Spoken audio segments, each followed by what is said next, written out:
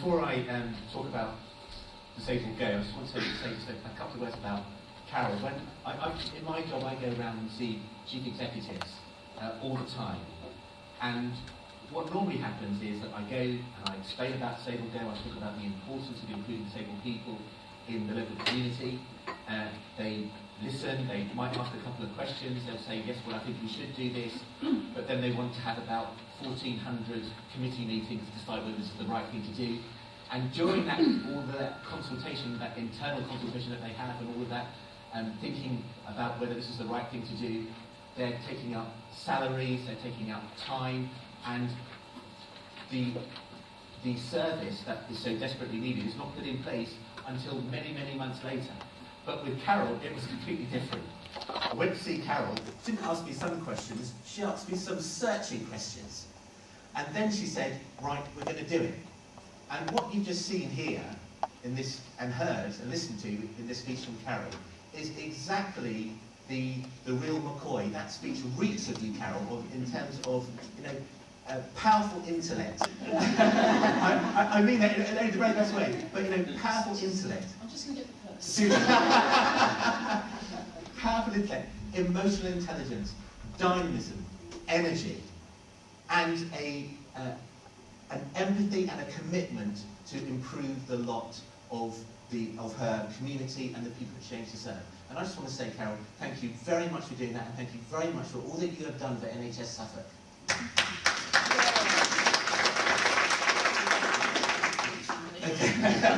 Okay, well, now, DisabledGo was founded from a conviction, from a belief that disabled people should have the same opportunities to participate in our community and to access services as non-disabled people.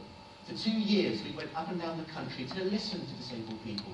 Why is it that we're not participating in services more? Why aren't we using services more? And what came back overwhelmingly was that there may be services that are accessible to my own individual requirements or your own individual requirements if only we knew about them, if only we knew what the state of access was like. So we then worked with over 800 disability organisations throughout the country to say, okay, what sort of information do we need? What's the best way to present that information? And you can't talk, and there's a lot of talk at the moment about freedom and fairness and big society. Well, you can't talk about freedom if we don't know where we can access healthcare. You can't talk about fairness if you don't have a level playing field from which to make an effective choice. You can't talk about big society if that society doesn't include disabled people. How many times have we been to places where flat access in theory has been 2 steps up in practice? Yeah. How many times have we had to fight to get our assistance dog admitted? How many times have we been to places where the accessible toilet is anything but? Now, as I've been saying this, people have been nodding back. You live with this reality. You know what I'm talking about. Individual lives blighted by an opportunity to make the sort of effective choices that non-disabled people largely take for granted. And so what we've done here, in partnership with NHS Suffolk and with the West Suffolk Hospital and Ipswich Hospital and Suffolk Mental Health Partnership and Suffolk Community Healthcare, and with leaders like Optua, we have surveyed almost all of the doctors and the dentists and the walk-in centres and the opticians and the pharmacies from the multi-perspective of disability. And so you'll know which way a door opens. You'll know how wide that door is. Will I be able to get my wheelchair through, for example? You'll know what the lighting is like at reception if you rely on lip reading. You'll know where the toilet is. Now, Carol says I've got a fetish about toilets. She's absolutely right, I do. And I have to say, I thought someone was taking the mickey out of me this morning when they said that the venue, this launch, was going to be held at the ID Centre. But knowing where toilets are is absolutely key, but it's not just good enough to say that there is an adapted toilet. We need to know, first of all, where it's located. Do you need a key? Who's got that key when you're desperate to go? Which side of the toilet is the transfer side? What's the transfer space? Will I actually be able to use that toilet?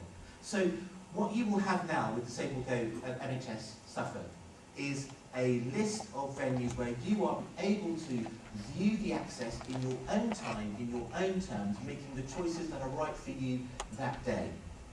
Now, the fact that we've got this is due to the innovative partnership. I'm so excited by what we're doing, I can barely speak.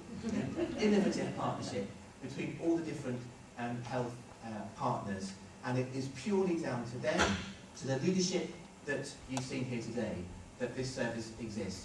And before I make my closing remarks, I just think that we should all acknowledge the partnership that's been created here, the leadership from people like Linda and up to her as well, and that we have made a magnificent step forward here. So on behalf of us all, I would like to thank you. Now, to our wider mission, DisabledGo has got access guides to over 80,000 venues across the whole of the UK. As a result of Carol's leadership, we now have all the Suffolk schools as well.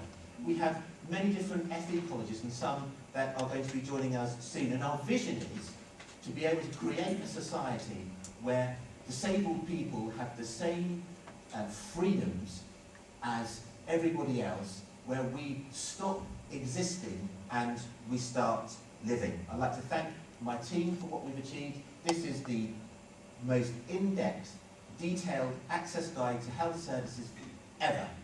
Not our words, but the words of independent market research. But there's a challenge for us that's remaining. I'd like to ask each of you to think about ways that you can communicate that this access service exists. Change someone's life for the better, immeasurably for the better today. And I hope that this day marks a step change in the way that disabled people have freedom in Suffolk, and I wish you all the very best of luck in pursuing that message and getting that message across. Thank you for coming here today, and thank you for your support.